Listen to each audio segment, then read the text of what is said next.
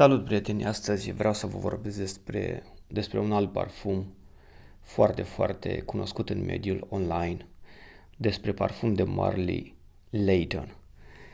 Parfum de Marley Layton a apărut în 2016 și de atunci a fost foarte, foarte promovat de către YouTuberi, pe bună dreptate uneori, pentru că acest parfum este unul puternic, este un parfum foarte aromat, este catalogat gen unisex, dar nu cred că acest parfum este deloc unisex, pentru că acest parfum de fapt este unul foarte, foarte masculin. Are o prezentare foarte bună. Da, avem acest capac care este unul foarte, foarte greu. Cred că este metal, foarte greu. Și această sticlă poate fi folosită ca o armă. Poți să rănești pe cineva cu această sticlă. Deci aveți grijă dacă cumpărați acest parfum, pentru că sticla este foarte grea.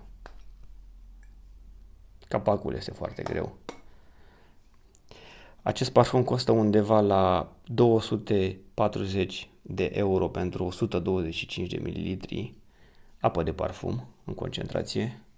Am și cutia, o să vă arăt și cutia, rămâneți cu mine.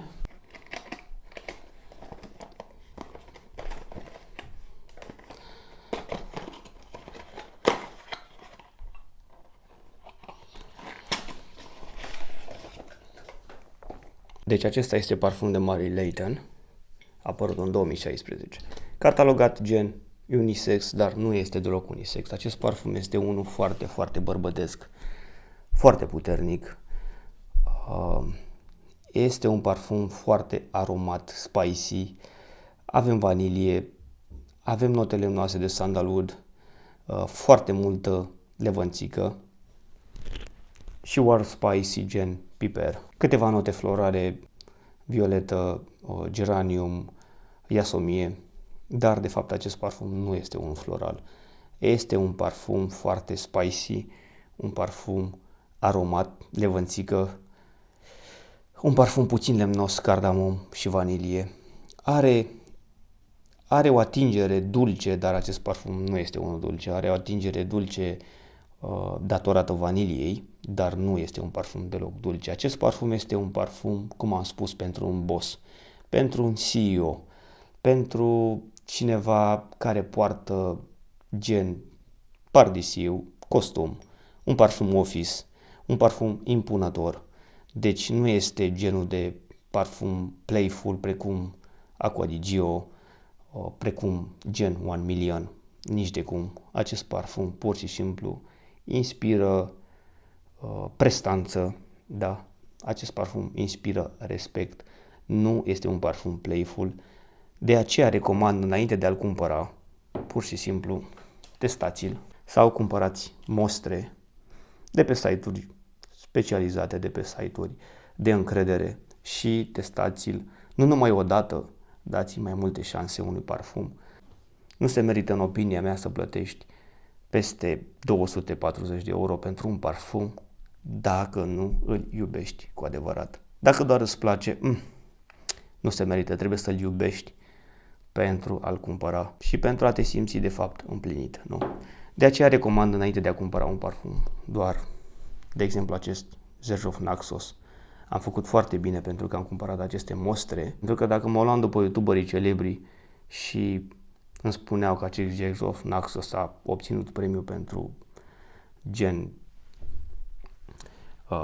parfum de nișă, cel mai bun parfum de nișă sau ceva de genul ăsta, o să te influențeze și o să-l cumperi. De exemplu, acesta Amouage Reflection Man costă 400 de lire aici în UK.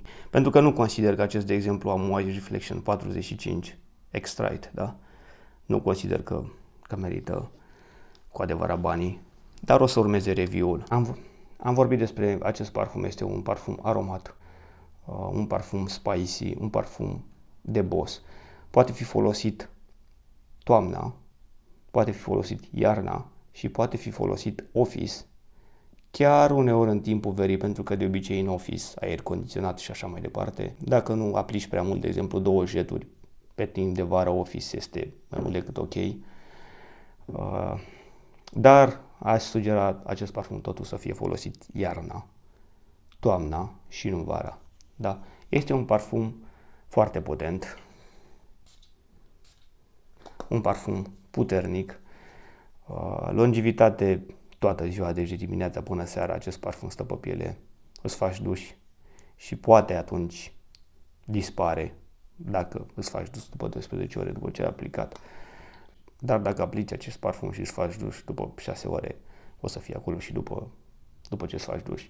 Deci longevitatea nu este o problemă, proiecția este una bună pentru 4-5 ore, să zic, cu un număr de 4-5 jușături aplicate după aceea. Să retrage către piele, dar va sta acolo, îl vei simți pentru până la 12 ore, să zic.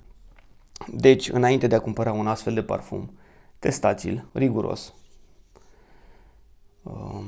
și cumpărați doar parfumuri pe care le iubiți. Acestea fiind spuse, până data viitoare, aveți grijă de voi. V-am salutat. Bye bye.